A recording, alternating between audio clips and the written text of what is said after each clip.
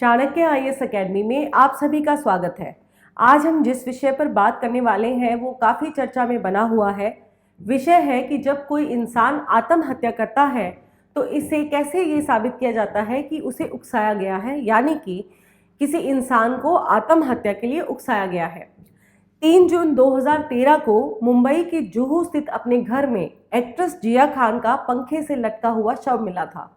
Police ने जिया के घर से 6 पन्ने का सुसाइड नोट बरामद किया था, जिसमें उन्होंने सूरज पंचोली को लेकर लिखा था, जो कि आदित्य पंचोली के पुत्र हैं। इसके बाद जिया की मां राबिया ने सूरज के खिलाफ आत्महत्या के लिए उकसाने का केस दर्ज करवाया। अब 10 साल बाद सीबीआई कोर्ट ने जिया केस में सूरज को बरी कर दिया है। कोर्ट ने कहा है कि सूरज के खिलाफ कोई मामला नहीं बनता। एनसीआरबी की 2021 की रिपोर्ट के अनुसार आत्महत्या के लिए उकसाने के मामले में सजा की दर 20% से भी कम है, जिसका कारण है कि इस तरह के आरोपों को साबित करना बेहद ही मुश्किल होता है। अब अगर बात करें कि इस केस में कोर्ट ने क्या कहा है, सीबीआई की स्पेशल कोर्ट ने उन्हें बरी करते हुए कहा है कि जिया अपनी ही भावनाओं में जकड़कर रह गई थी, जिसकी वजह से सूरज को इस मामले में जिम्मेदार नहीं ठहराया जा सकता। जस्टिस एएस सैयद ने कहा है कि जिया के अंदर खुदकुशी करने की प्रवृत्ति थी। वो सूरज के प्यार में पूरी तरह से डूब चुकी थी, इसीलिए इस रिश्ते से बाहर नहीं निकल पाई। कोर्ट ने जिया की मां राबिया पर टिप्पणी करते हुए कहा है कि जब मामला सुसाइड का था ही नहीं तो उन्होंने पहली नज़र में इसे हत्या कैसे कह दिया।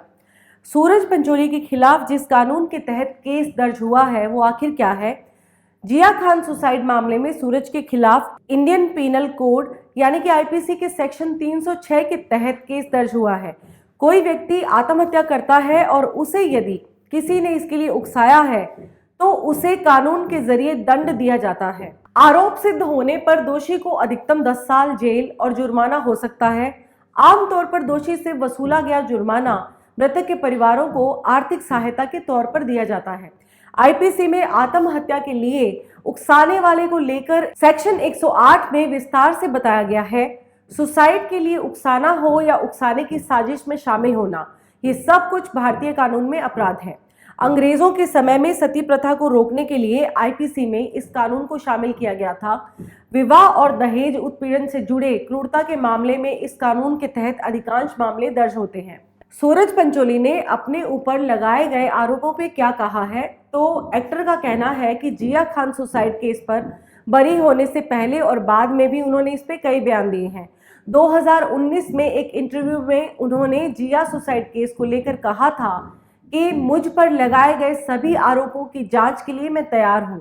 मुझे कोई सहानुभूति नहीं चाहिए, मैं सिर्फ इतना चाहता हूं कि सुनवाई निष्पक्ष हो, चाहे वह मेरे खिलाफ जाए या पक्ष में। वहीं बरी होने के बाद सूरज ने सोशल मीडिया पर लिखा कि सच्चाई की हमेशा जीत होती है, भगवान से बड़ा कोई नहीं। किसी को आत्महत्या के लिए उकसाना कितना बड़ा अपराध है या कितना गंभीर अपराध है, तो आत्महत्या के लिए उकसाने के आरोप के तहत किसी को गिरफ्तार किए जाने पर उसकी जमानत सेशन कोर्ट से होती है। यह एक संज्ञेय यानी कि कॉग्निजेबल, गैर जमानती और नॉन कंपाउंडेबल यानी कि समझौता नहीं हो सकने वाला अपराध है। दरअसल कॉग्निजेबल अपराध में पुलिस अधिकारी को गिरफ्तारी के लिए कोर्ट से अरेस्ट वारंट की आवश्यकता नहीं होती। गैर जमानती अपराध में आरोपी को जमानत सिर्फ कोर्ट से ही मिल सकती है। नॉन कंपाउंडेबल अपराध में कोई शिकायतकर्ता अपनी शिकायत वापस नहीं ले सकता। इसमें आरोपी और शिकायत करने वालों में कोई समझौता नहीं हो सकता। सुप्रीम कोर्ट में इस तरह के फैसले पहले भी आए हैं। पूर्व के फैसलों में कहा गया है कि आत्महत्या के लिए उकसाना जघन्य और गंभीर अपराध है। ऐसे मामले समाज पर गंभीर प्रभाव डालते हैं। इनमें अपराधी और शिकायतकर्ता या पीड़ित परिवार के बीच समझौते से मामले को रद्द नहीं किया जा सकता है। क्या जिया खान को आत्महत्या के लिए उकसाया गया था और क्या ऐसा करना हत्या के समान है? तो नहीं, सीबीआई कोर्ट ने कहा है कि जिया खान को आत्महत्या के लिए उकसाने के कोई ठोस साक्ष्य नहीं मिले हैं। सुप्रीम कोर्ट ने 1997 में एक फैसले में कहा था कि भले ही आरोपी की मंशा किसी व्यक्ति को आत्महत्या के लिए उकसाने की हो, इसे हत्या नहीं माना जा सकता। दोनों मामले में मंशा एक ही है कि उस व्यक्ति की मौत होनी चाहिए। इसके बावजूद इसे हत्या नहीं माना जा सकता। दोनों अलग अलग अपराध माने जाएंगे, इसे हत्या नहीं कहा जाएगा।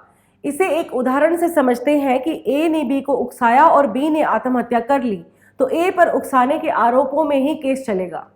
अब इसी बात को एक अन्य उदाहरण से ऐसे समझिए कि ए ने बी को उकसाया कि वह सी को डी की हत्या करने के लिए उकसाए। अब इस केस में हत्या का मामला सिर्फ सी पे चलेगा, बी और ए पर सिर्फ उकसाने का ही आरोप लगेगा। कोर्ट कैसे तय करती है कि सुसाइड करने वाले को किसी ने उकसाया भी है या नहीं? तो आत्महत्या के लिए उकसाने के किसी भी मामले में दो फैक्टर जरूरी हैं। पहला कि ये कि किसी ने आत्महत्या की हो, दूसरा ये कि किसी ने मंशा के तहत उसे आत्महत्या के लिए उकसाया हो। जिया खान सुसाइड केस की बात करें तो यहाँ जिया ने सुसाइड किया था, लिहाजा पहला फैक्टर सही है। लेकिन दूसरे फैक्टर के तहत ये साबित करना जरूरी है कि सूरज ने ही जिया को ऐसा करने के लिए उकसाया था।